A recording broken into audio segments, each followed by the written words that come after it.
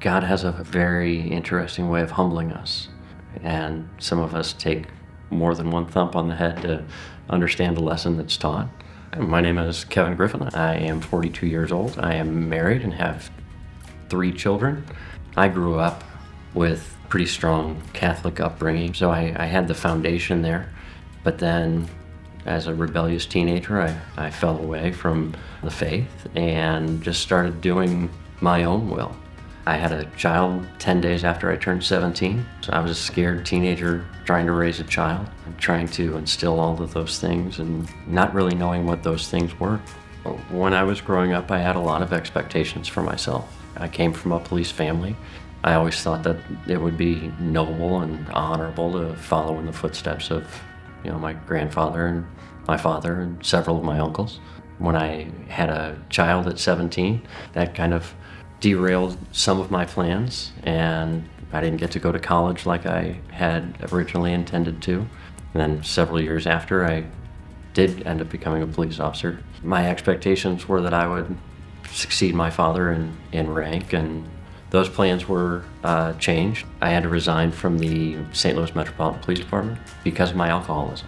My grandfather started on the police department on St. Patrick's Day of 1941, and somebody from my family's worn that uniform ever since. So just to be told that I couldn't do that was a pretty gut-wrenching experience.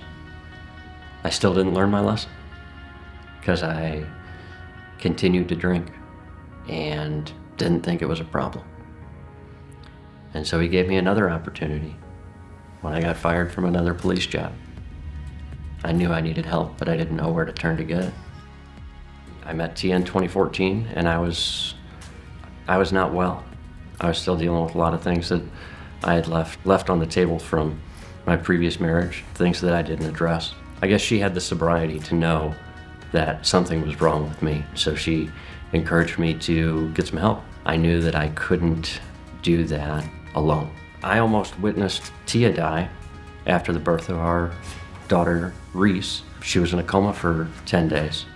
I was drunk the entire time because I didn't know how to handle that situation. There was that period of time where at least face a possibility that I'd be raising a brand new baby without a mother. And that was one of the scariest realities that I had to deal with in my life. Through the grace of God, she's still here. Her waking up from that and seeing what she went through, persevering, gave me the strength and the confidence to become a different and better version of myself. Tia was definitely the driving force behind us seeking out Pathfinder.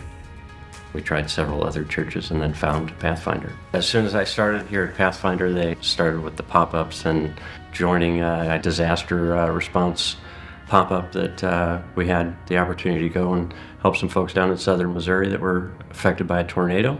Any event that I'm called to come to, I show up and I'm ready to work. The calling God has, I would say, is to serve others. I think it's His calling for all of us. Every day I wake up and take a breath and say, thank you for this breath. Thank you for this day that you've provided me. And now what can I do to serve your will? I was full of shame and regret, remorse over things and actions that I was solely responsible for. It wasn't until I addressed those negative emotions and acknowledged them and made peace with my past that I was able to move forward into the present and be present. I stopped living with these future expectations of myself. I look for opportunities to serve continually because I know that through my service is my displaying acts of goodwill towards other people. Right now I'm head of security for Peter and Paul Community Campus. It's a homeless services provider in St. Louis. I'm responsible for developing an environment that is hospitable to people who most of society is inhospitable to. I get to encounter people who are right down in the pit. I look at it as an opportunity to serve others and to model the behavior that Christ Jesus wants for our lives. And the closer that I can model His actions, I know that I'm getting closer to the glory of God.